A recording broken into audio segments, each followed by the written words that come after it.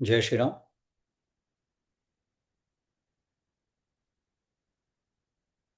ज्ञानेश्वरी भावदर्शन, अध्याय 9वा आणि ओवी क्रमांक 386. इथपर्यंत आपलं अभ्यास मागच्या वेळेला आला होता.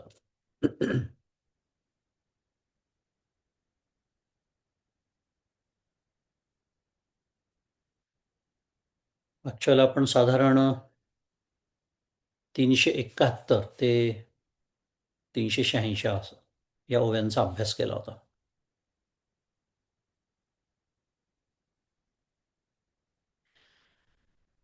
तीनशे एकाहत्तर ही जी ओवी ती 25व्या श्लोकावरची ओवी. यांते देवव्रता देवान पितृन्यांती पितृव्रता हा वगैरे यातला आपला विचार सुरू होता मागच्या वेळेला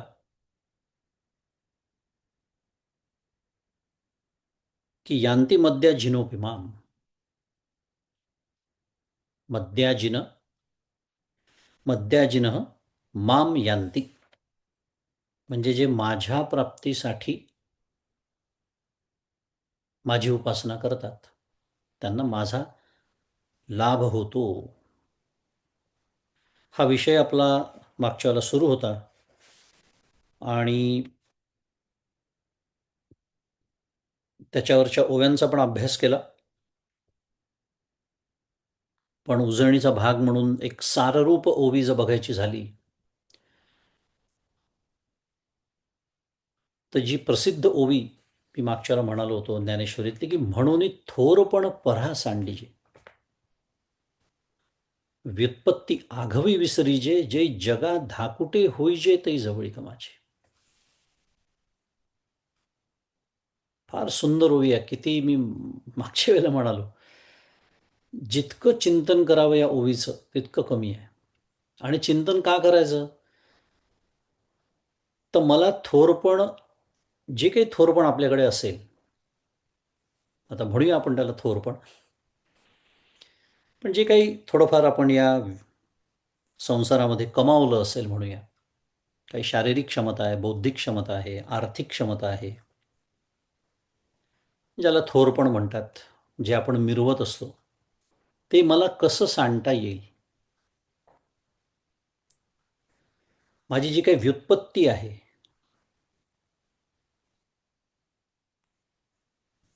शुद्ध मराठीत माझी जी काही डिग्री आहे, जी काही विद्वत्ता आहे, आजच्या भाषेत बोलायचं झालं माझं जे काही लिंक्डइन प्रोफाईल आहे, माझा रेझ्युमी आहे, हे त्या त्या कारणासाठी असणं स्वाभाविक आहे. व्यवहारासारखा चालतो, पण माझ्या अंतःकरणात त्याची अखंड ती जाणीव नसावी. त्याला म्हणतात व्युत्पत्ती आघवी विसरीचे. हा सर्व जो विचार आपण मागच्याला बघितला तो जाणीवेचा विचार, हे आपण अखंड पाहतोय. या गोष्टी व्यवहारात असतील नसतील, कमी असतील जास्त असतील, पण मुद्दा आहे जै जगा धाकुटे होईजे तै जवळी कमाचे. जर मला भगवत प्राप्ती करून घ्यायची असेल आणि ती अजून झाली नसेल, उलटा निकष लावायचा. परमपूज्य काकांचा हा एक सुंदर मार्ग आहे. हीच ओवी उलटी केली की आपल्यासमोर एक निकष तयार होतो की भगवंताची जवळीक जर अजून मला प्राप्त झाली नसेल, उलटीकडनं जर सुरुवात केली या ओवीला, तर याचा स्पष्ट अर्थ आहे की जे 3 निकष भगवंतांनी दिलेले आहेत त्याच्यात मी बसत नाही. म्हणजे मी जगाच्या दृष्टीने अजून धाकुटा झालेलो नाही. आणि जगाच्या दृष्टीने धाकुटा का नाही झालो, तर माझी व्युत्पत्ती मी अजून विसरलेलो नाही.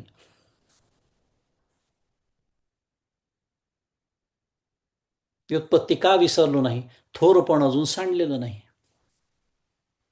इतकं सुंदर त्याचं उलटं करून घेतलं की आपल्यासमोर असं खडे मांडल्यासारखं स्पष्ट स्वच्छ होतो साधना मार्गावरती. अखंड कशाची न कशाची तरी मला जाणीव आहे माझ्या अंतःकरणामध्ये, आणि त्या जाणीवेसह, त्या जाणीवेच्या आधारे त्या जाणीवेची पूर्तता करण्यासाठी, त्या जाणीवेचा जो विषय असेल तो मिरवण्यासाठी, जगात 10 लोकांना सांगण्यासाठी, बस ह्याच्यातच तर जीवन चाललंय माझं. आणि तरी भगवंताची प्राप्ती का होत नाही असं विचारायला मी तयारच आहे. ही अहंकाररूपी जाणीवच मला फक्त भगवंतापासून दूर ठेवते.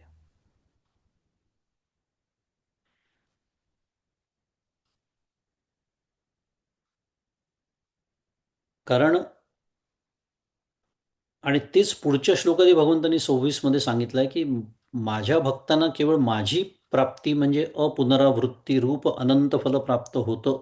मद्याजिनः माम यांती, असं नव्हे. ते तर आहेच, पण माझी आराधनाही सुखपूर्वक केली जाऊ शकते. आणि म्हणून पुढचा तो श्लोक जो आपण मागच्या वेळेला बघितला होता, पत्रम पुष्पम फलम तोयम यो मे भक्त्या प्रयच्छति तदहम भक्ती प्रवृत्त मश्नामी प्रयतात्मनः. तोच विषय सुरू आहे खरं विचार केला तर. पत्रम पुष्पम फलम तोयम, आपल्याला एकदम पूजेची आठवण होते, स्वाभाविक आहे. कारण पूजेचा एक उपचार म्हणून आपण या गोष्टी भगवंताला अर्पण करतो. पण ही विचार केला ही उपलक्षण आहेत. म्हणून मी म्हणालो विषय तोच सुरू आहे. कारण या जगाशी आपला संबंध दोन प्रकारचा असतो. एक अहम आणि दुसरा मम. एक ममत्वाची भावना असते आणि एक कर्तृत्वाची भावना असते. हे जे 2-3 श्लोक आहे, पुढचा पण श्लोक येणार आहे आपल्यासमोर, ज्याचा आपण आता अभ्यास करणार आहोत. यत् करोषि यदश्नासी यज्जुहोषि ददासी यत् वगैरे. काय नेमकं सांगणं चाललंय, विषय काय सुरू आहे, मी नेहमी सांगतो तो विसरायचा नाही, नाही तर तपशिलामध्ये हरवून जातो आपण. विषय तोच सांगणं सुरू आहे की हे जे अहम, आपण त्याला ममत्व सारखं त्व लावून बोलायचं असेल तर कर्तृत्व असं म्हणूया, पण तो अहमचा परिणाम आहे.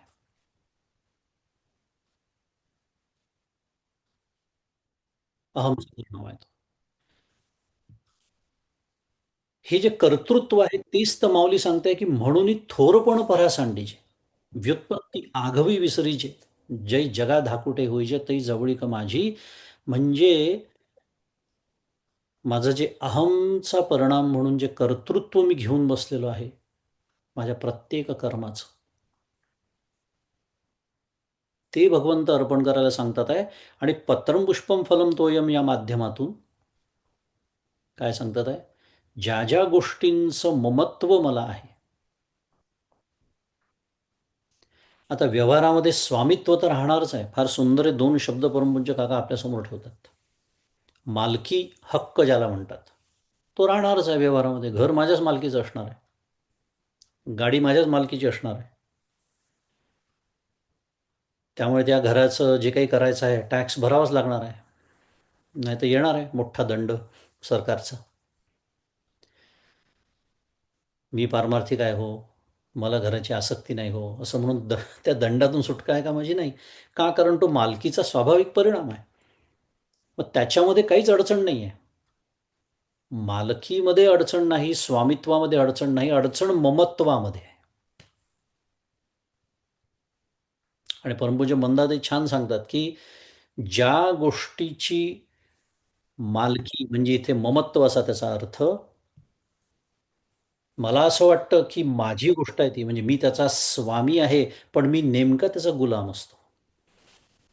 फार सुंदर विचार. आता त्याचं वर्णन करायला आपल्याकडे वेळ नाही की ज्या ज्या गोष्टींचं ममत्व मला, पुन्हा स्वामित्वाची जाणीव ही ममत्वानी असते. कर्तव्यरूपी स्वामित्व सांभाळणं, जसं घराचा टॅक्स भरायचा आहे, गाडी काय म्हणतो आपण त्याला, मेंटेनन्स मेकॅनिककडे न्यायची आहे, योग्य वेळेला ऑइल चेंज करायचं आहे, कपडे धुवून इस्त्री करायचे आहेत, इत्यादी. किंवा या देहाच्या संदर्भात सुद्धा काही आपली कर्तव्य म्हणायचं. त्या कर्तव्य करणं वेगळं, पण त्याच्या स्वामित्वाच्या जाणीवेमुळे, कारण ते ममत्व असतं म्हणून अखंड आतमध्ये राहणं, याचा अर्थ मी त्याचा गुलाम झालेलो आहे. ती गाडी माझ्याकडे नव्हती तोपर्यंत शांत झोप लागत होती. नवीन गाडी आणली, बाहेर पार्क करून ठेवलेली आहे. झोप लागत नाही रात्रभर. कोणी त्याला दगड मारेल का? ते बाजूची मुलं क्रिकेट खेळतात, त्यांचा बॉल लागला तर काय होईल? गाडीची काच फुटेल का? माझ्या व्यतिरिक्त घरातली इतर लोक गाड्या चालवतात, कुठे ठोकली, कुठे घासली. भारतातलं बोलायचं झालं तर किती रस्त्यावर रहदारी असते, ट्रॅफिक म्हणतो शुद्ध मराठीत आपण त्याला. एखादा गाडीवाला आला, सायकलवाला, त्यांनी ठोकली, हे जे सगळं म्हणजे झालं काय? जोपर्यंत गाडी नव्हती तो विषय होता का माझ्या चित्तामध्ये, अंतःकरणामध्ये नव्हता. आज मी मालक झालो त्या गाडीचा आणि पुन्हा मालकी राहणारच आहे. स्वामित्वात अडचण नाही. त्याचं ममत्व मी जडवून घेतलं. कशासाठी बोलतोय तर या दोन गोष्टींनी आपला संपूर्ण जगताशी संबंध प्रस्थापित होत असतो. आणि त्याचं अत्यंत एक काय म्हणूया, क्षुल्लक रूप बघायचं झालं तर पत्रम पुष्पम फलम तोयम हे आहे. का क्षुल्लक? का बरं? कारण पत्र असो, पुष्प असो, फल असो, तोय असो, हे सर्व खरं विचार केला तर भगवंतानीच तर निर्माण करून ठेवलेलं आहे आपल्यासाठी. ते सुद्धा मी नीट वाहत नाही त्याला, तो भाग वेगळा. पण कष्टाविना या गोष्टी उपलब्ध आहेत आपल्यासाठी.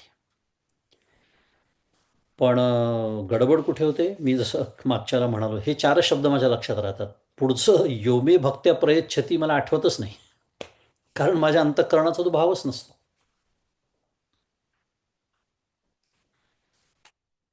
आणि मग त्याच्या या ज्या ओव्या आपण मागच्याला बघितल्या की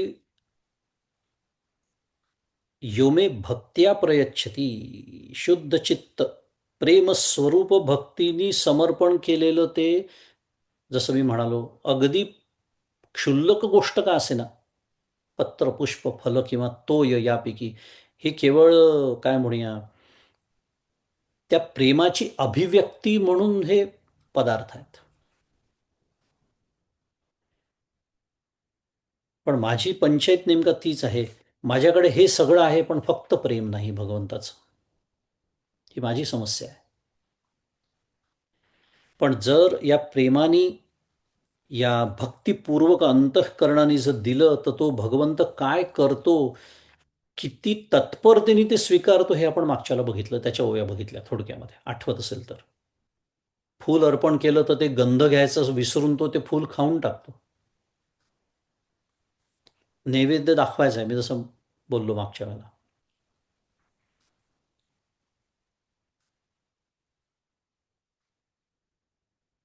पाणी फिरवायचं आहे.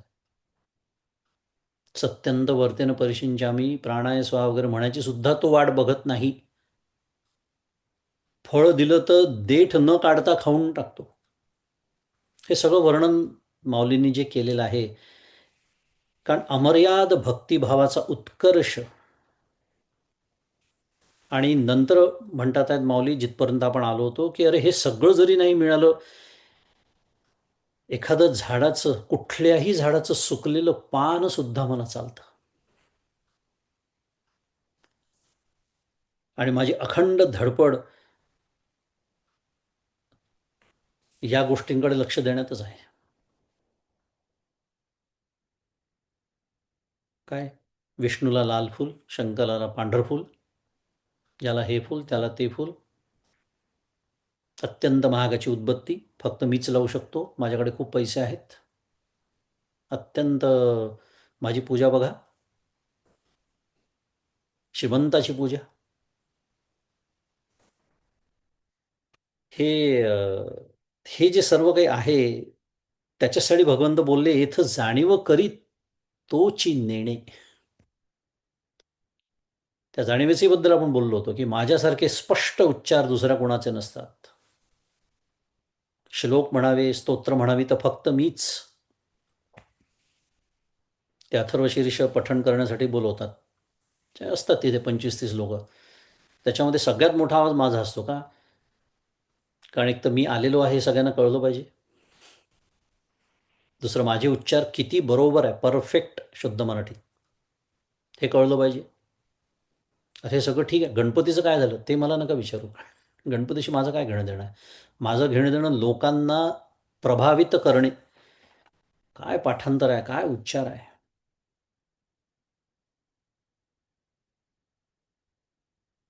पण काय नाही, भगवंताचं प्रेम नाही. आणि पुढे जाऊया, आजच्या अभ्यासाकडे वळूया. 387 क्रमांकाची ओवी, की भगवंत आता पुढे म्हणतात आहे, अथवा ऐसेही एक घडे जे पालाही परी न जोडे, तरी उदकाचे तव साकडे नव्हेल की. अथवा असेही एखाद्या वेळी घडेल की झाडाचा पालाही पण मिळणार नाही, तरी सुद्धा पाणी मिळण्याची अडचण तर केव्हाच होणार नाही ना. कुठपर्यंत सवलत द्यावी भगवंतानी. म्हणजे काय सांगणं चाललंय पुन्हा नेमका, की या साध्या वस्तू आहेत या खरं. याचं कारण आहे, त्यांना महत्त्वच नाही आहे. महत्त्व नेमकं ज्या गोष्टीला आहे तेच माझ्या उपासनेतून निसटून जातं. आणि मग वर्म चुकतं. चुकलिया वर्म फेरा पडे. असाच एक फेरा पडल्यामुळे आपण आलेलो आहोत सगळेजण. कर्मविग्रह आहे की नाही आपला, तो फेरा पडल्यामुळेच तो फेराच आहे. जन्म घ्यावा लागे वासनेचे संगे. ही ती मार्मिकता आहे, की माझ्या उपासनेमध्ये, मग ती देवपूजा असो, ते नामस्मरण असो, जी काही उपासना, मद्याजिनः माम यांती. पण कधी तसा प्रेम, तशी भक्ती जर असेल तर. कारण भगवंत म्हणतात आहे, पान नाही मिळालं एखाद्या झाडाचा पाला तरी चालेल, अरे पाणी तर आहे ना, पुरेसं आहे, मला पुरेसं आहे. ते भलतेथ निमोले, न जोडित आहे जोडले, तेची सर्वस्व करून अर्पिले जेणे माझ. कारण ते कुठेही विनामूल्य मिळवण्याचा प्रयत्न न करता सहजच मिळालेले असते. तेच पाणी सर्वोपचार मानून ज्यांनी मला अर्पण केले आहे.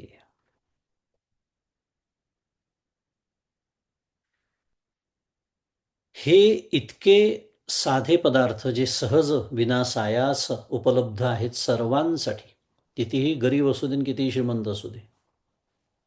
या चारही गोष्टी किंवा चारपैकी एक गोष्ट, अगदी नाहीतरी कुठल्या तरी झाडाचं वाळलेलं पान सुद्धा. का? कारण ती एक स्वाभाविक क्रिया आहे. आपल्या आतमध्ये जो भगवत प्रेमाचा जो परिपोष झालेला आहे, अंतःकरण त्यांनी ओसंडून वाहत आहे. फार सुंदर शब्द आहे, ओसंडून वाहत आहे. त्याची एक स्वाभाविक प्रतिक्रिया, स्वाभाविक एक शारीरिक क्रिया म्हणून हे वाहणं सुरू आहे बरं का. व्हायचं असतं म्हणून नव्हे. हाच तर फरक पडतो माझ्या उपासनेत आणि भगवंताला अपेक्षित उपासनेमध्ये.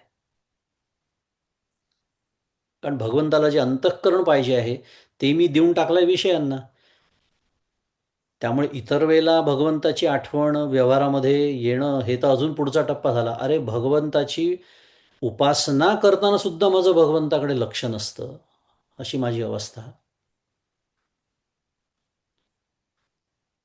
आणि हा जो भक्त आहे, हे काय, जे काय असेल माझ्याकडे जे आहे, जे मला, जे काही उत्कृष्ट माझ्याकडे आहे, मग माझ्याकडे उत्कृष्ट समजा ते वाळलेलं पानच आहे समजा, कल्पना करा. काय होतं जनाबाईकडे,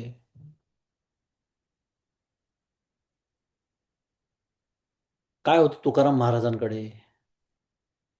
पण त्यांच्याकडे ते होतं जे भगवंताला हवं, म्हणून त्यांना भगवत प्राप्ती झाली.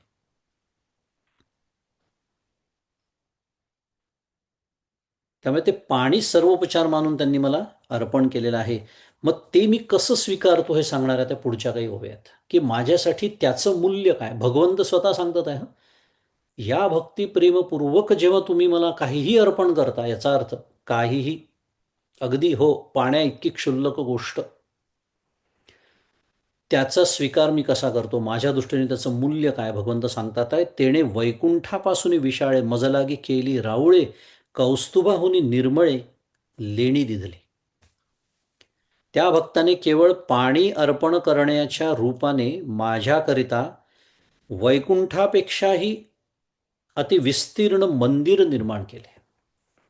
पहा, एवढूशा पाण्याचं भगवंताच्या ठिकाणी काय मोल आहे, की ते पाणी अर्पण करण्याच्या रूपाने, त्या रूपाने वैकुंठापेक्षा अतिविस्तीर्ण मंदिर निर्माण केले. कौस्तुभापेक्षाही अति कांतिमान रत्नाचे अलंकार मला दिले असे मी समजतो. दुधाची शेजारे क्षीराब्धी ऐसी मनोहरे, मज लागी अपारे सृजिली तेणे. त्याने माझ्याकरिता दुधाच्या समुद्रासारखी मनोहर व अनंत शय्यागृहे निर्माण केली. माऊली नेहमीप्रमाणे सुंदर काव्यात्मक वर्णन आपल्यासमोर ठेवतायत.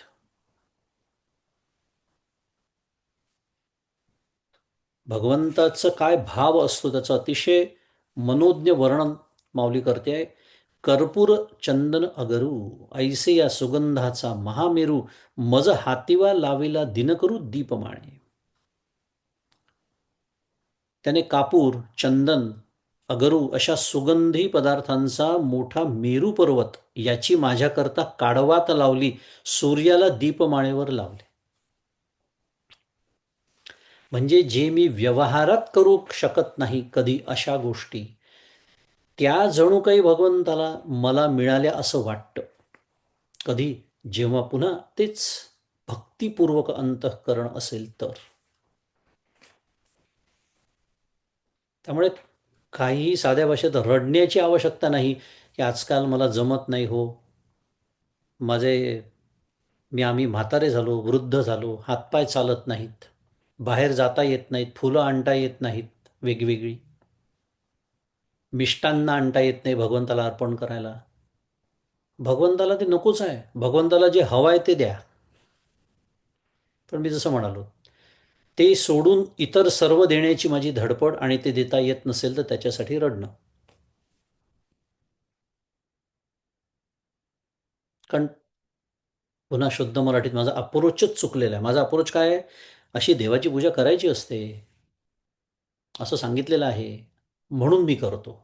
प्रेम आहे म्हणून कुठे करतो. म्हणून परमपूज्य काका म्हणतात, देवपूजेसाठी किंवा उपासनेसाठी हे सगळे, विशेषतः पूजेसाठी हे शब्द राखीव असतात. क्रियापदं करून टाक, उरकून टाक, आटपून टाक, तू करून टाक. बाकी सगळं मी करणार. तिथे मात्र अजिबात चालणार नाही कोणाचं हस्तक्षेप. पण देवपूजा करून टाकण्याचा विषय. कारण प्रेम नाही आहे देवावरती. गरुडासारखी वाहने मज सुरतरूंची उद्याने, कामधेनूंची गोधने अर्पिली तेणे. गरुडासारखी वेगवान वाहने, मंदार, पारिजात ह्या देववृक्षांची उद्याने आणि कामधेनूंची गोधने त्याने मला अर्पण केली. प्रत्यक्षात अर्पण काय केलं पुन्हा? फक्त पाणी. मज अमृताहुनी सुरसे, बोनी वोगरिली बहुवसे, ऐसा भक्ताचेनी उदकलेशे परितोषे गा. त्याने माझ्या नैवेद्यास अमृतापेक्षाही रसभरित गोड आणि पुष्कळ पक्वान्ने वाढली असे मी समजतो. याप्रमाणे मी त्या भक्ताच्या पाण्याच्या थेंबाने देखील सर्वतोपरी संतुष्ट होतो. काय सांगावं? अजून काय सांगायचं राहिलंय असं तुम्ही सांगा. तरीही मी जागा होत नाही. मी माझ्याबद्दल बोलतो. तरीही मी जागा होत नाही. इतकं सगळं वाचतो, इतकं सगळं सांगतो, पण माझी पूजा अजूनही एकतर सकाम. परमपूज्य काकांनी छान सांगितलं आहे, की भक्ती भक्ती मार्गाला दोन शाप आहेत. कोणते? एक सकामता आणि दुसरी यांत्रिकता. त्यामुळे माझी पूजा कशी असते? एक तर सकाम असते, नाही तर यांत्रिक असते. मी जसं म्हणून ते तशी करायची असते म्हणून करतो. उदबत्ती लावायची असते म्हणून लावतो. मी खरंच भगवंताला सुगंध देतो आहे असा सुद्धा भाव उमटत नाही माझ्या अंतःकरणामध्ये. यांत्रिकता अशी अशी फिरवायची असते, फिरवायची. प्रदक्षिणा घालायची असते. त्याला परमपूज्य काका प्रदक्षिणा म्हणतच नाही, गिरकी म्हणतात. गिरकी का? कारण पुन्हा तेच आहे, प्रदक्षिणा घालताना डोक्यात विचार बोलते, भगवंत सोडून सगळं काही चाललेलं आहे अंतःकरणामध्ये. आणि इथे एका पाण्याचा थेंब अमृतापेक्षाही रसभरित गोड आणि पुष्कळ पक्वान्नासारखा भगवंताला वाटतो, कारण तो भक्तिपूर्ण अंतःकरणाने अमर्याद भक्तिभावाच्या उत्कर्षाने अर्पण केलेला आहे. एक देव आणि भक्त हा जो एक द्वैत असतं उपासनेमध्ये, भक्तीमध्ये म्हणूया, तेवढंच द्वैत फक्त चाललेलं आहे विचार केला तर. बाकी सगळं अद्वैतच आहे. त्या बोलण्याला शास्त्रीयदृष्ट्या अर्थ नाही बाकी सगळं, कारण शेवटी द्वैतातच आहे, कारण उपासना भक्ती ही द्वैतात असते, कारण देव भक्त हे द्वैत आहे. पण त्या दोघांच्या प्रेमाचं अद्वैत आहे एवढं निश्चित. बाकी सगळ्या गोष्टी निमित्त मात्र म्हणून आहेत. हे सांगावे काय किरीटी, 394 क्रमांकाची ओवी. हे सांगावे काय किरीटी, तुवाची देखिले आपुलिया दिठी, मी सुदामयाचिया सोडी गाठी पवयासाठी. अर्जुना, मी किती अल्पसंतोषी आहे हे काय अधिक सांगावे. तूच आपल्या डोळ्याने पाहिलेस की मी यक्कश्चित पोह्यासाठी सुदामदेवाच्या पुरचुंडीच्या गाठी सोडल्या आहेत. माहिती आहे कथा आपल्याला, सुदामेची कथा आपल्याला माहिती आहे. आपल्याला शबरीची कथा पण माहिती आहे. ऐकतो आपण कीर्तनात. प्रत्यक्ष प्रभू श्रीरामचंद्रांचं दर्शन झालं तेव्हा शबरीचं वय 80पेक्षा जास्त होतं. 85-90 काहीतरी वय होतं म्हणतात तिचं. इतकी ती म्हातारी झाली होती. आणि जेव्हा ती त्या ऋषींच्या आश्रमात आली तेव्हा तिचं वय 8-10 वर्षाची ती मुलगी होती काहीतरी. आणि काय तयारी करत होती रोज. कारण ते ऋषीमुनी सांगून निघून गेले होते की तुला भगवंताचं दर्शन होणार आहे, इथेच येणार आहे प्रभू रामचंद्र एक दिवस. पण एक दिवस माझ्यासारखं असतं तर लगेच विचारून घेतलं असतं, रिमाइंडर टाकलं असतं आयफोनमध्ये. म्हणजे कसं त्या दिवशी तयारी करायला बरं ना हो. रोज रोज काय आपलं. त्याचं कारण आहे. पुन्हा कसं चुकतं बा आपलं. मला त्या तयारीतच इंटरेस्ट, मला रामामध्ये कुठे इंटरेस्ट. तिचं तसं नव्हतं. भक्तिपूर्ण अंतःकरण होतं रोज. आणि ते कीर्तनात आपण कथा ऐकली आहे, कोणत्या दिशेने येतील माहीत नाही, मग ही पण दिशा झाडून ठेव, ती पण दिशा झाडून ठेव, सगळे खडे बाजूला कर. कधी येतील सांगता येत नाही. मी स्नानाला गेली आणि आले तर त्या अवस्थेमध्ये स्नान कर, म्हणजे पुन्हा अखंड स्मरण भगवंताचंच आहे. तो कधी येईल सांगता येत नाही. झोपायची उलटी ते त्या दगडाला टेकून मी झोपली असताना आले आणि निघून गेले तर सावध झोप. शबरीचं चरित्र आहे. भगवंत गायलेले आहेत. वर्णन आहे बरं. भक्तानी भगवंताचं चरित्र गाणं यात काही नाविन्य नाही. भगवंतानी भक्ताचं चरित्र शबरीचं गायलेलं आहे.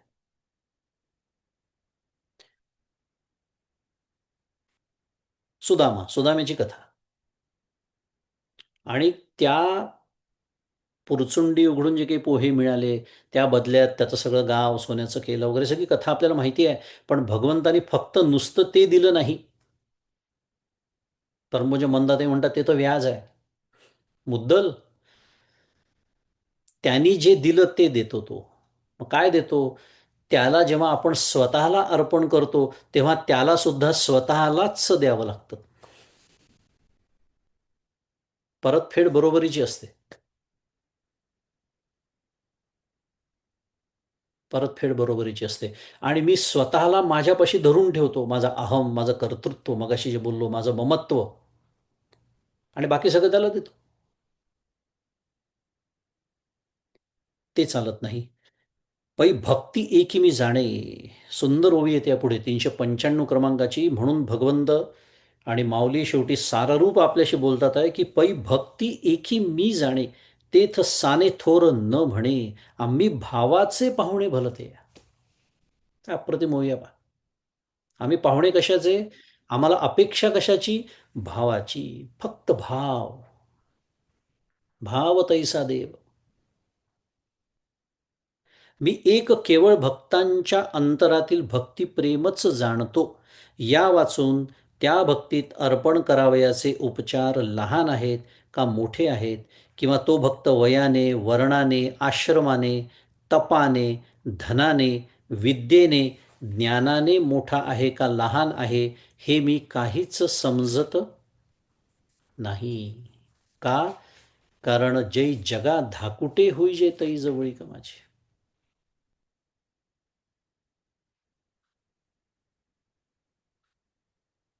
आणि या सर्व जाणीवा माझ्या अंतःकरणात ठेवून मी उपासना करतो देवाची, आणि म्हणून मी देवापासून अजूनही इतका दूर आहे.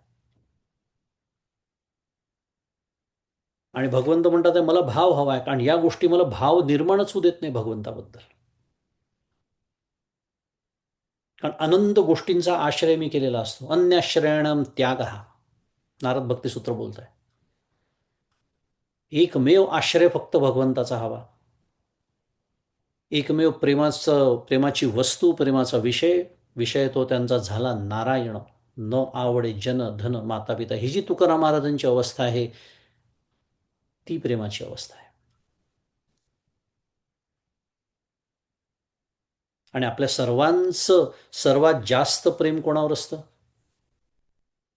आपल्या स्वतःवरती. आत्मानस्तु कामाय सर्वं प्रियं भवति बृहदारण्यक. याज्ञवल्क्य बोलतात आहे, सिद्ध करून दिलेला आहे श्रुतीनी.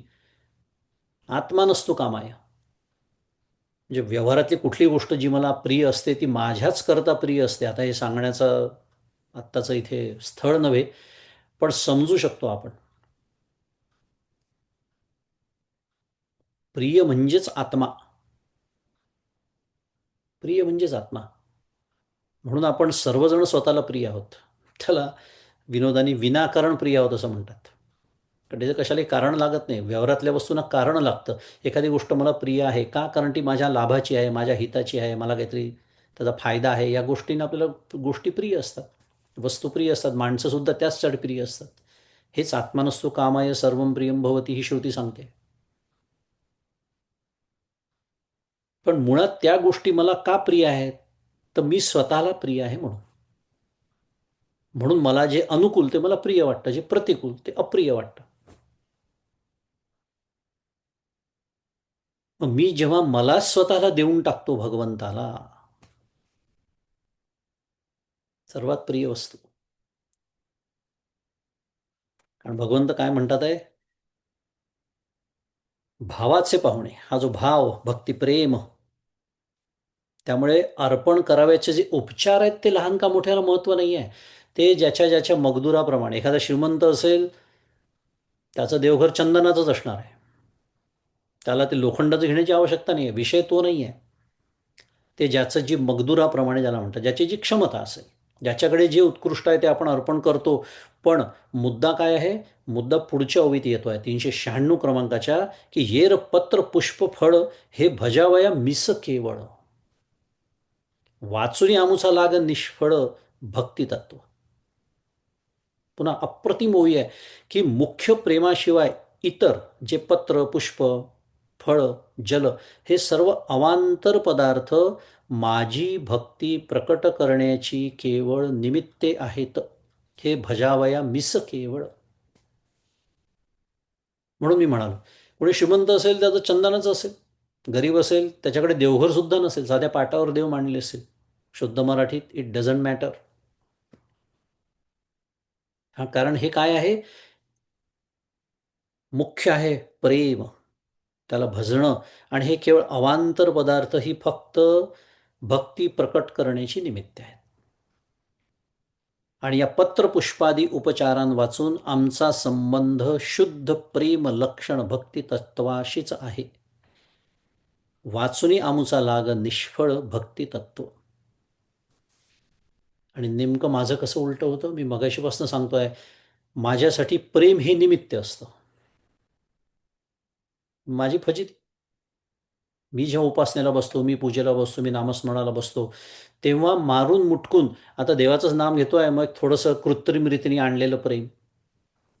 म्हणजे माझ्यासाठी प्रेम काय झालं? निमित्त झालं. मुख्य काय झालं? हे सगळे उपचार.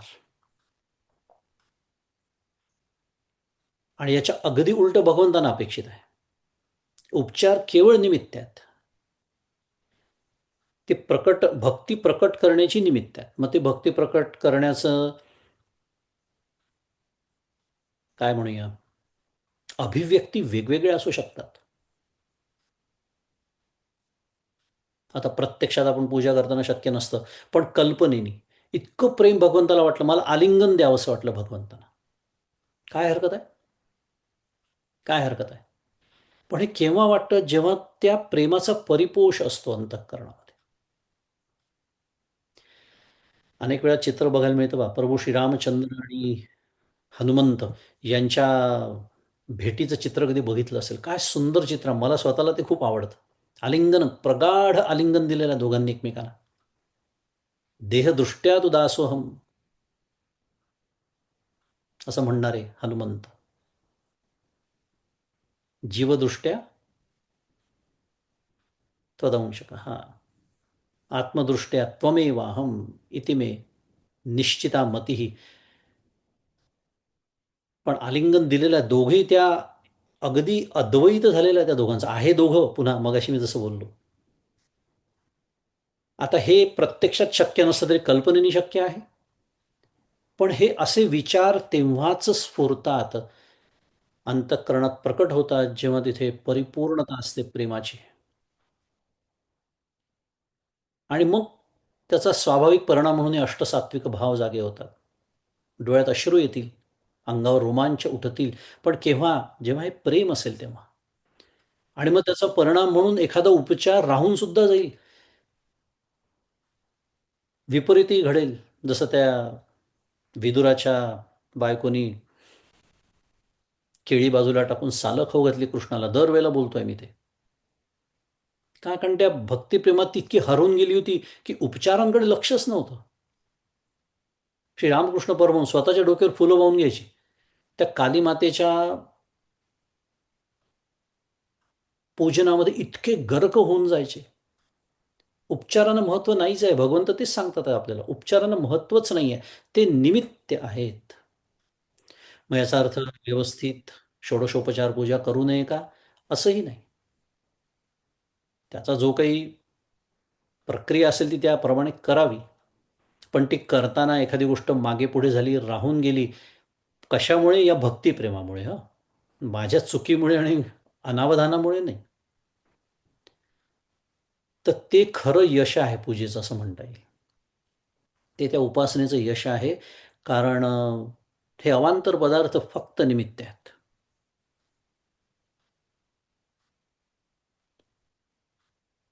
आणि माझ्यासाठी नेमका प्रेम हे निमित्त ठरतं.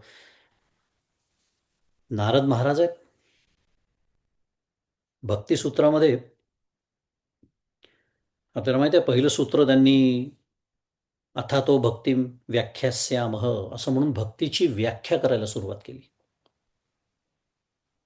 अध्वर्यू, भक्तीचे अध्वर्यू नारद महाराज. अखंड भगवंताच्या नामस्मरणामध्ये तल्लीन भक्तीची व्याख्या करतात आहेत. पण ती व्याख्या करताना दुसरंच सूत्र म्हणजे, आता मी व्याख्या करतो, अथातो भक्तिम व्याख्यास्यामः, आता भक्तीची व्याख्या करूया असं म्हटल्याबरोबर, सा तू अस्मिन परमप्रेम स्वरूपा, दुसरंच सूत्र आहे त्याच्या पुढचं. सा म्हणजे ती, सा तू अस्मिन. भक्ती म्हणजे काय हो? परमप्रेम रूपा. परमप्रेम रूप भगवंताचं निस्सीम प्रेम, सात्विक प्रेम, की ज्याच्यामध्ये कशाचाही आग्रह नाही, दुराग्रह नाही, त्याला सात्विक प्रेम म्हणतात. कशाचीही अपेक्षा नाही, कारण अपेक्षा हा प्रेमातील फार मोठा अडसर आहे. पहा कसं असतं, आपलं जे विषयांवरचं प्रेम असतं ना, ते राजस प्रेम असतं. ते वर्तमानपत्रात बातम्या वाचतो का आपण, त्या व्यवहारातल्या प्रेमाच्या, आणि मग त्या प्रेमातून अपेक्षाभंग झाला की जीव घेण्यापर्यंत परिस्थिती जाते. त्याला प्रेम म्हणतच नाहीत. त्याला प्रेमच म्हणत नाही. प्रेम असेल तर ज्याच्यावर प्रेम आहे त्याचा जीव कसा घेऊ शकता तुम्ही? पण अशा घटना घडलेल्या आपण वाचतो आणि त्याला प्रेम म्हणतो. सात्विक प्रेमामध्ये आग्रह नाही, कशाचाच आग्रह नाही, अपेक्षा नाही. भगवंताच्या प्राप्तीसाठी भगवंताची उपासना, त्याला म्हणतात सात्विक प्रेम. म्हणून देवाचे जे मनोगत, तेची माझे उचित, इच्छेसाठी भगवंत अंतरू नये श्रीराम, समर्थ बोलतात. हे त्या भगवंतावरच्या प्रेमाच्या अभिव्यक्तीचं एक रूप आहे बरं. देवाचे जे मनोगत, नाहीतर येऊन जाऊन आपलं नुसतं पूजा किंवा नामस्मरणाच्याच वेळेला देवाचा संबंध नव्हे. आज माझी जी परिस्थिती आहे, आता गंभीर सुरू झालं, हे भक्तिप्रांतातलं ज्ञान आहे बरं का. आज माझी जी परिस्थिती आहे म्हणजे सर्व प्रयत्न करूनही आज आपल्या सर्वांच्या देहाची काही स्थिती आहे, आपल्या कुटुंबाची काही एक परिस्थिती आपण ज्याला म्हणतो, माझी आर्थिक स्थिती आहे, शारीरिक काही स्थिती आहे, काही मला आधी असतील, काही व्याधी असतील, सर्व प्रकारचे उपचार केल्यानंतर ते आहे की नाही, करतोय की नाही आपण उपचार सगळे, किंवा त्याच्यावर जे काही निराकरण करायचं आहे त्या समस्यांचं, त्याच्यावर काही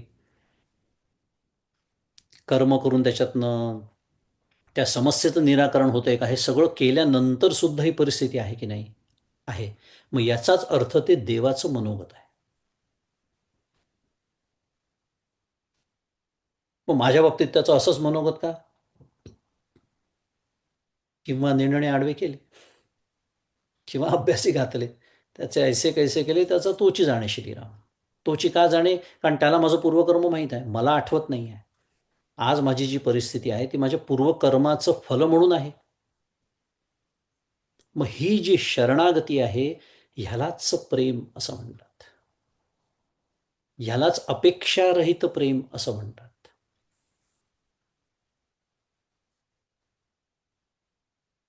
आपुल्या मनासारखे न घडे,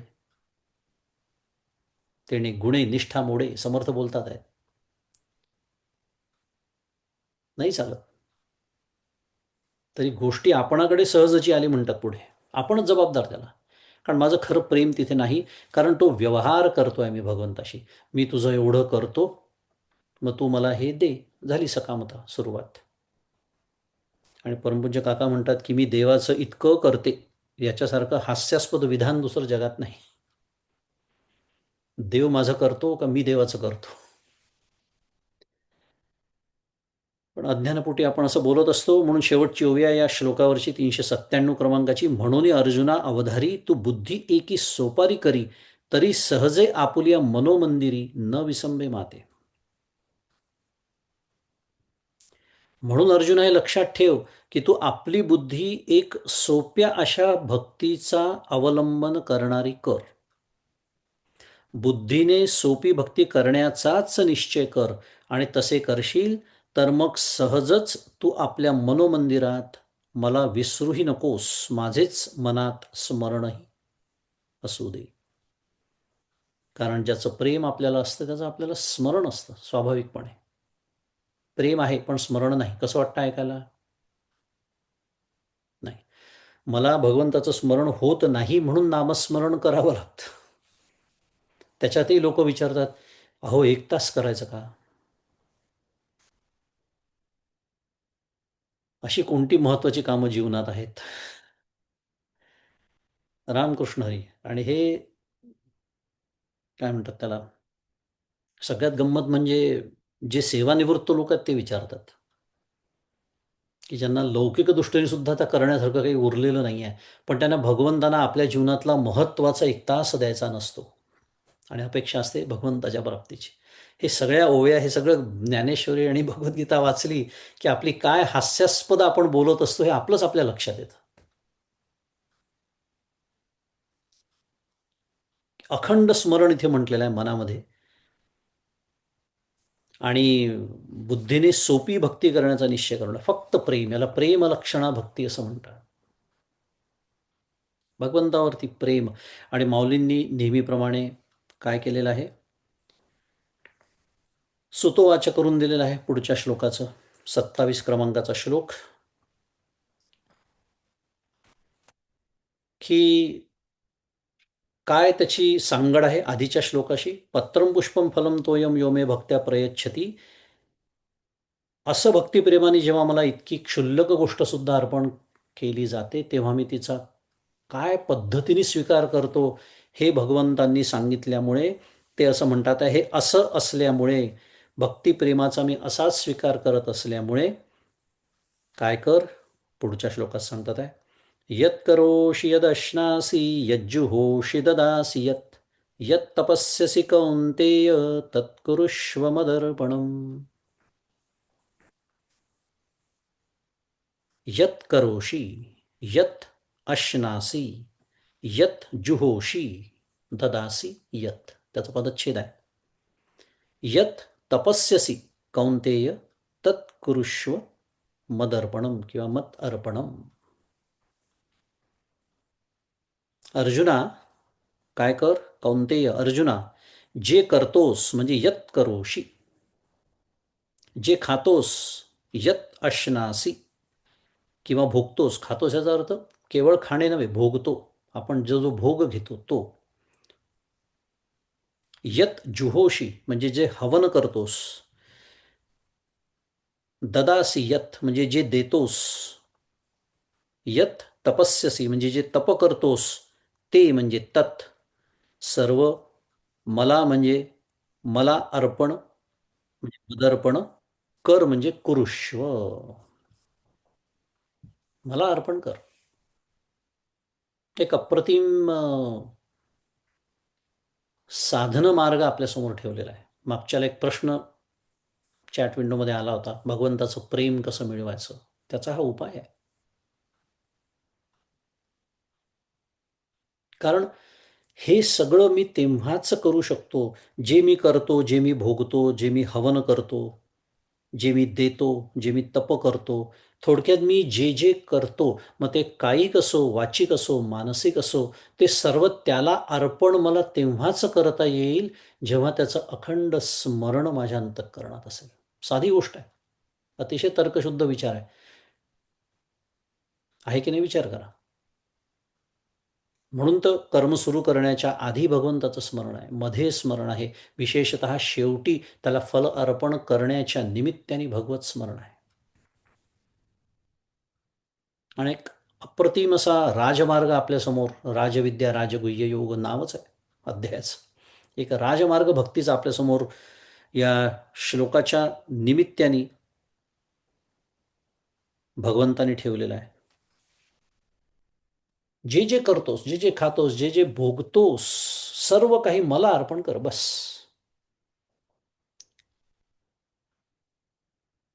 स्वतःकडे ठेवून घेऊ नकोस, असा त्याचा अर्थ आहे.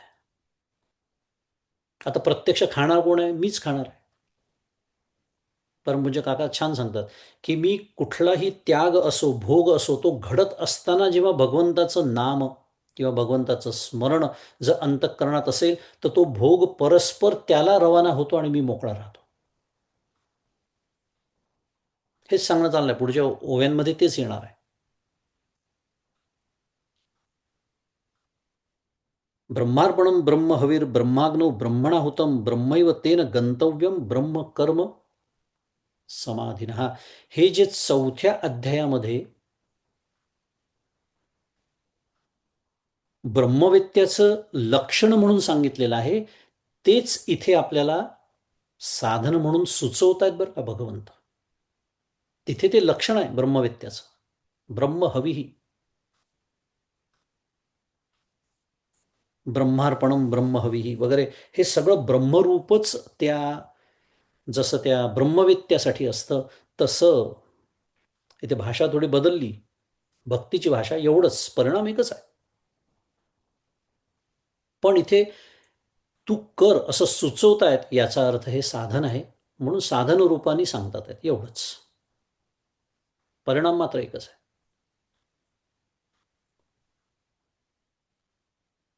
यत करोशी यदश्नासी यज्जुहोशी ददासी यत. म्हणून आपल्याकडे शुद्ध मराठीमध्ये या सर्व गोष्टी काय केलेल्या आहेत? इन्स्टिट्यूशनलाइज केलेल्या आहेत. कशा? वदनी कवळ घेता नाम घ्या श्रीहरीचे, सहज हवन होते नाम घेता फुकाचे. झालं की नाही हवन? झालं की नाही यत जुहोषी.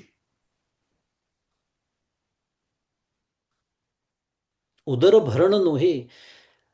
हे न करता जेव्हा मी खातो तेव्हा त्याला उदरभरण म्हणतात. म्हणून पाश्चात्य लोक ज्या पद्धतीने खातात त्या पद्धतीने भारतीय आपण खात नाही. आता खायला लागलो हे दुर्दैव आहे.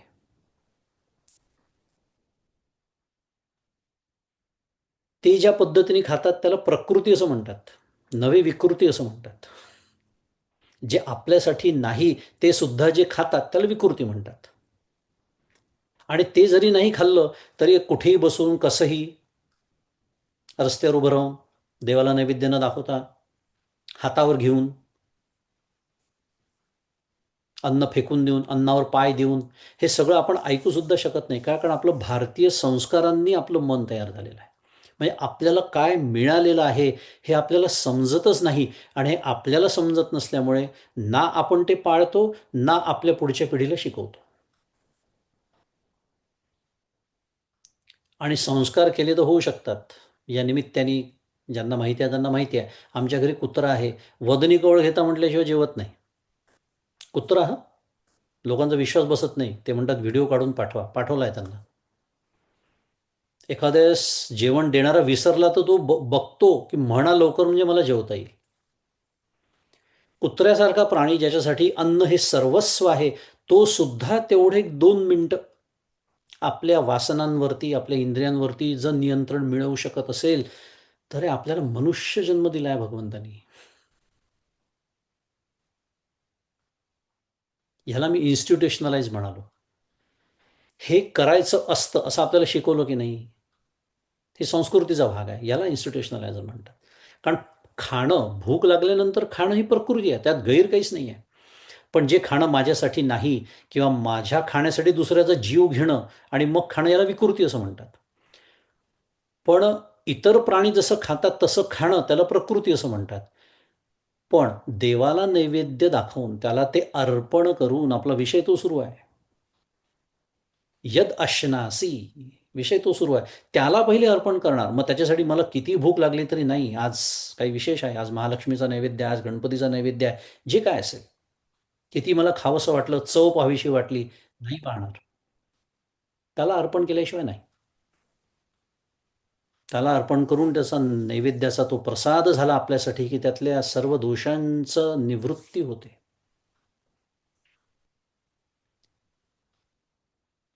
म्हणजे या छोट्या छोट्या गोष्टींमध्ये भगवंताच्या स्मरणाची व्यवस्था आपल्या संस्कृतीने करून दिलेली आहे. याला मी इन्स्टिट्युशनलायझेशन म्हणत होतो. पण आज आधुनिक होण्याच्या नावाखाली या सर्व गोष्टी आपण हद्दपार केल्या आपल्या घरातून. आणि तरी मी स्वतःला पारमार्थिक समजतो. केवढा मोठा विरोधाभास, केवढा मोठा विनोद. आणि मग I am spiritual but I am not religious. हे एक बुद्धिवादाचं पण मूर्खपणाचं वाक्य ऐकायला मिळतं. कारण धर्म म्हणजे काय हेच कळलेलं नाही. धर्म मला काय देऊ पाहतो हेच कळलेलं नाही. धर्मो रक्षते रक्षिता हा त्याचा अर्थ आहे. धर्म या पद्धतीने माझं रक्षण करतो. धर्म माझ्या परमार्थाचं रक्षण करतो, माझ्या शाश्वत हिताचं रक्षण करतो. आणि या गोष्टी अनस्यूत आहे धर्मामध्ये आणि त्याचं पालन मी करत नाही. मला धर्म शब्दाची ॲलर्जी झालेली आहे. सुंदर श्लोक आहे. जे करतोस, खातोस, भोगतोस, हवन करतोस, अरे दान सुद्धा करतो. खरं दानामध्ये देण्याची प्रक्रिया आहे, पण ते सुद्धा सात्विक दान आहे समजून बोलणं चाललेलं अर्थातच. सर्व तप सुद्धा करत असशील ते मला अर्पण कर. हा विषय. जे जे काही व्यापार करीसी का भोग हन भोगीसी अथवा यज्ञी यजीसी नानाविधी. स्वाभाविकपणे जो जो व्यवहार करशील अथवा भोग भोगशील किंवा नाना प्रकारच्या यज्ञांनी यजन करशील, नातरी पात्र विशेषे दाने का सेवका देसी जीवने तपादी साधने व्रते करीसी.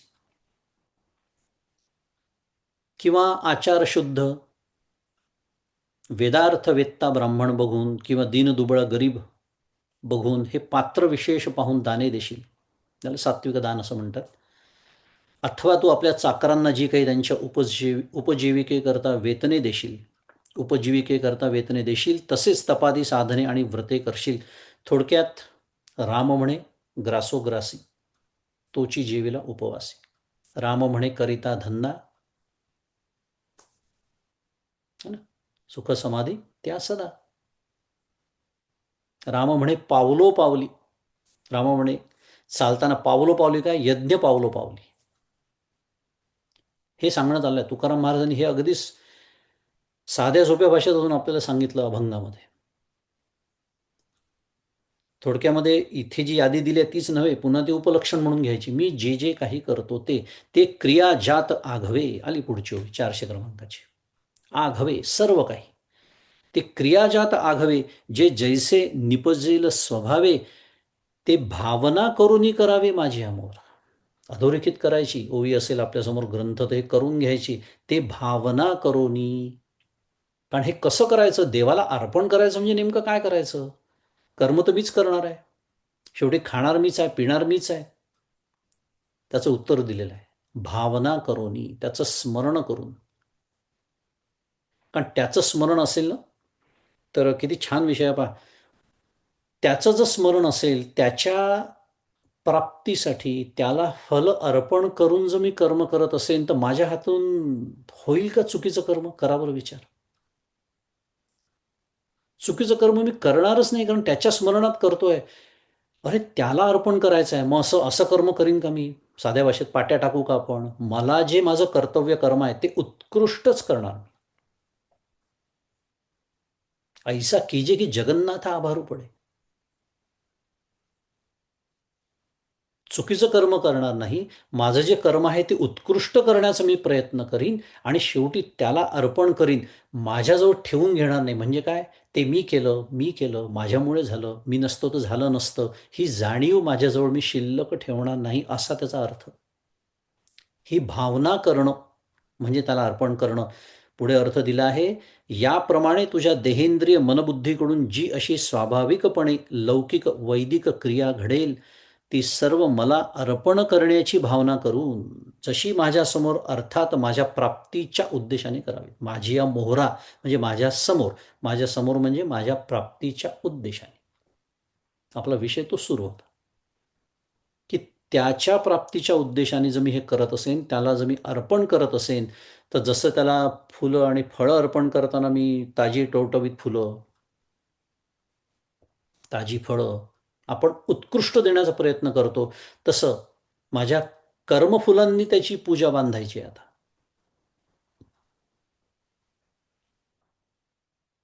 नारायण असे विश्वी माऊली बोलते. सगळ्या ओव्या माहिती आहेत आपल्याला. पूजा केली तोषा अपारा लागी म्हटलेला आहे.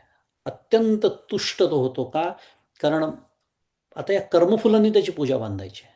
फुलं बाजारातून विकत आणून पूजा करणं खूप सोपं आहे. पण ही जी कर्मफुलं आहे त्याच्यासाठी अखंड त्याचं स्मरण असेल तरच ही पूजा शक्य आहे. पण हे खरं भक्तीचं स्वरूप आहे. ह्यानी भगवंताचा प्रेम वाढीस लागतं. त्या प्रश्नाचं उत्तर त्यात शरणागती पण आहे. देवाचे जे मनोगत तेही भगवंताच्या प्रेमाच्या वाढीचा उपाय आहे. पुन्हा त्याच्या स्मरण अनस्यूत आहेच. तर छान इथे ही भावना. कारण कर्म तर काय, सगळं जग कर्मच करत आहे हो. कोण सुटलाय कर्मातून, कोणीच सुटलेलं नाही. नाही कश्चित क्षणमपि जातो तिष्ठत्य कर्मकृत. कालच बोललो आपण भगवद्गीता. एक क्षण राहता येत नाही कर्म सोडून. मग कर्म तर सगळेच करतात आहेत. मग त्यांच्या कर्मात आणि एखादा जो भक्त असतो त्याच्या कर्मात काय फरक आहे. तो हा फरक आहे. तो भगवंताला अर्पण करून. आणि नुसतं बोलायचं म्हणून नाही, नाही तर काय, एखाद्याने केलं समजा कौतुक, फारच छान तुम्ही, कसचं कसचं, सगळं महाराजच करून घेतात. देव करून घेतो, आपण कुठे करणार आहे. हे जिथे असं बोलल्या जातं ना, तिथे तसा भाव हृदयात नसण्याची शक्यता खूप दाट असते.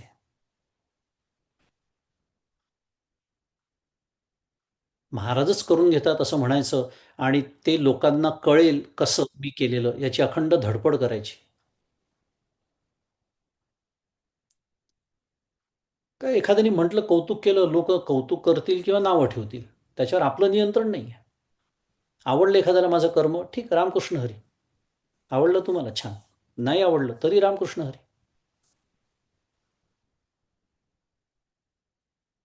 ती क्रिया जाता घवे, ही भावना करायची आहे, त्याला अर्पण करायची आहे, त्याच्या प्राप्तीच्या उद्देशाने करायची आहे. परी सर्वथा आपुले जीवी केली याची से काहीची नुरवी, ऐसे धुवोनी कर्मे द्यावी माझी हाती. काय म्हणतात भगवंत? परंतु सर्वतोपरी आपल्या मनात कर्म केल्याची काहीच आठवण उरू देऊ नकोस. शुद्ध मराठीत ब्लॅक अँड व्हाईटमध्ये उपाय सांगितलेले आपल्यासमोर. मेथडॉलॉजी समोर ठेवतात आहेत माऊली. भक्ती कशी करावी, भगवंताला कर्म कसं अर्पण करावं, भगवंताला कर्म फल कसं अर्पण करावं. आपण जेव्हा नामस्मरणाला बसतो, आपण जेव्हा ध्यानाला बसतो, तेव्हा माझं जे अंतःकरण एकाग्र होत नाही, त्याच्या आड कर्मफलं येतात, लक्षात ठेवायची. म्हणजे कर्मफलाची अपेक्षा येते, कर्म येत नाही. मी नेहमी सांगतो, कारण हे माझं सांगणं नाही आहे, हे आचार्य बोललेले आहेत भाष्यामध्ये. अत्यंत सुंदर मार्मिकता आहे. कारण आहे, मी नामस्मरण करताना, ध्यान करताना, उपासना करताना, देवपूजा करताना, जे काय असेल ते करताना मी दुसरं काही कर्म करतोय का? ऑफिसचं काही काम करतोय का, उदाहरणार्थ? नाही. मग ते कर्म कसं काय आड येतं, असं कसं म्हणू शकतो आपण? मग काय आड येत आहे? त्या करून ठेवलेल्या कर्माची अपेक्षा, कर्मफलाची अपेक्षा. एक तर भूत चिंतन किंवा भविष्यातलं चिंतन, भूतकाळातल्या बुड्या आणि भविष्यकाळातल्या उड्या, आणि या बुड्या आणि उड्या कर्मफलाच्या अपेक्षेने होतात आणि तीच माझ्या भगवंताच्या उपासनेच्या आड येतात. आणि म्हणून इथे काय म्हटलं आहे, कर्म केल्याची काही आठवण उरू देऊ नकोस. याचा अर्थ, मला ते एकदा अर्पण तू केलंस असं तू म्हणतोयस ना, मग जर खरं केलं असशील तर तुझ्या मनामध्ये तो भावच शिल्लक राहणार नाही की मी केलं, मी केलं. व्यवहारात मी केलं असेल, प्रसंगोपरी मला त्याचं एखादं स्मरण होईल, बिघडत नाही. लोक एखाद्याच आठवण करून देतील, अहो तुम्ही एवढं छान कर्म केलं, तुम्ही केलं, हे किती छान केलं. पुन्हा मी काय म्हणालो, रामकृष्ण हरी. आवडलं तुम्हाला, छान, रामकृष्ण हरी. उगीच तिथे दाखवण्यासाठी कस्स कस्स, करता करविता तो आहे, आपण काय निमित्त मात्र. हा भाव मनात ठेवायचा, बोलून दाखवण्याची काय आवश्यकता आहे.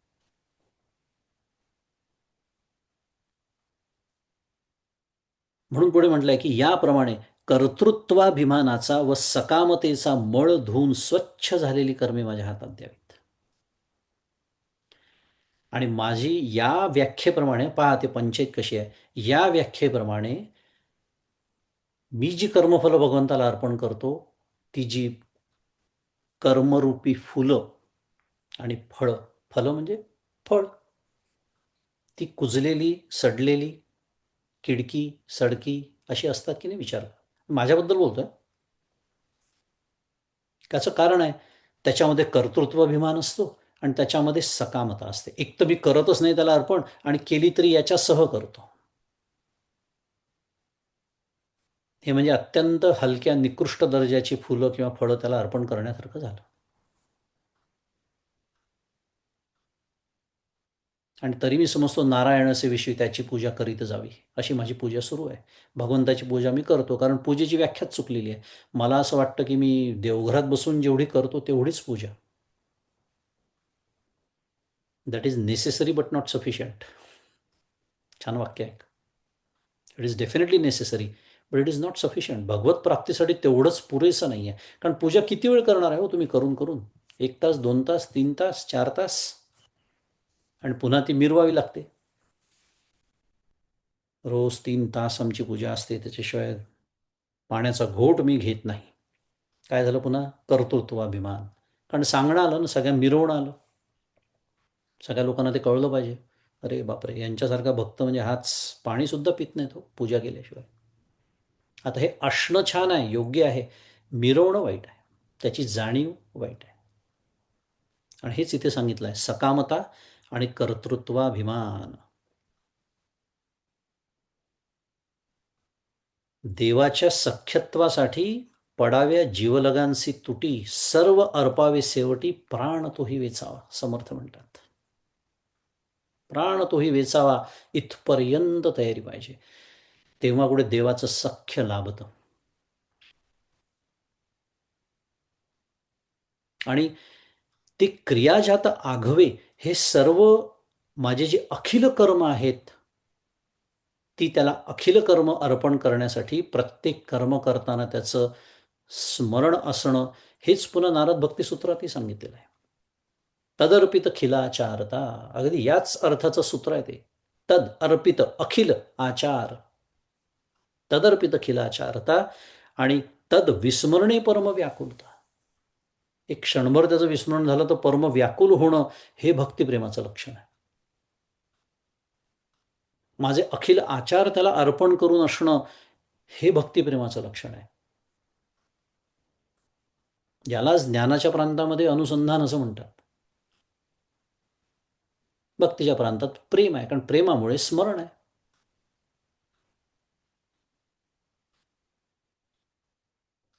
आणि जाणून, भगवंताचं स्वरूप जाणून हे करायचं आहे. अशा पद्धतीचा उल्लेख अथर्वशीर्षामध्ये पण येतो. गणपतीचं स्वरूप काय आहे ते सगळं समजून घेऊन, सैषा गणेश विद्या, सा एषा गणेश विद्या, ही ती गणेश विद्या. भगवंताचं गजाननाचं ब्रह्मरूप गजाननाचं स्वरूप काय आहे, ईश्वररूप गजाननाचं स्वरूप काय आहे, सर्व जाणून घेऊन ही जी गणेश विद्या आहे, त्याच्यानंतर जप सांगितला आहे, ओम गणपतये नमः, किंवा पुढे गणेश गायत्री, एकदंताय विद्महे वक्रतुंडाय धीमहि तन्नो दंती प्रचोदयात. हे का बरं बोललो मी? ज्ञान आणि भक्तीचा संगम किती सुंदर आहे पहा. भगवंताचं स्वरूप जाणून घेणं ज्ञान, आणि त्याच्यावर प्रेम करणं भक्ती. तेव्हा या सर्व गोष्टी शक्य असतात.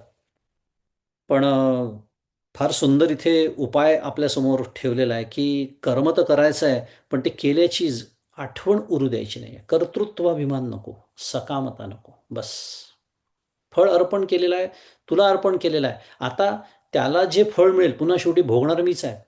परमपूज्य काका म्हणतात तसं, महिन्याच्या शेवटी पगार घ्यायला मीच जाणार आहे ऑफिसमध्ये, तो नाही येणार आहे. पण आता फरक काय पडला? आता देवाचे जे मनोगत त्याची माझे उचित, हा फरक पडला. मी माझं कर्म उत्कृष्ट केलं आहे.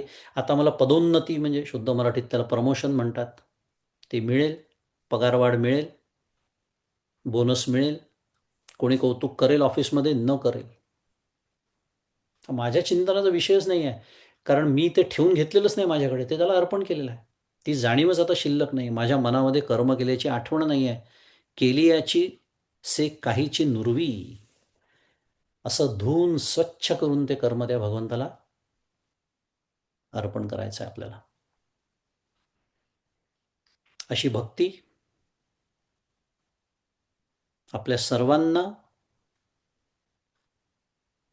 करता यावी, असं भगवंताचं प्रेम आपल्या सर्वांच्या अंतःकरणात उत्पन्न व्हावं, अशी सदिच्छा भगवंताच्या आणि भगवत स्वरूप असलेल्या सद्गुरूंच्या चरणी अर्पण करतो. आणि आपली वेळ झालेली असल्यामुळे आज इथे आपण थांबूया. 401 क्रमांकाच्या ओवीपर्यंत आपला अभ्यास आज पूर्ण झाला. पुढच्याला 28व्या श्लोकाचा विचार करूया. श्री गोपाल कृष्ण भगवान की जय. माऊली श्री ज्ञानेश्वर महाराज की जय. श्री सद्गुरुनाथ महाराज की जय. जय जय रघुवीर समर्थ.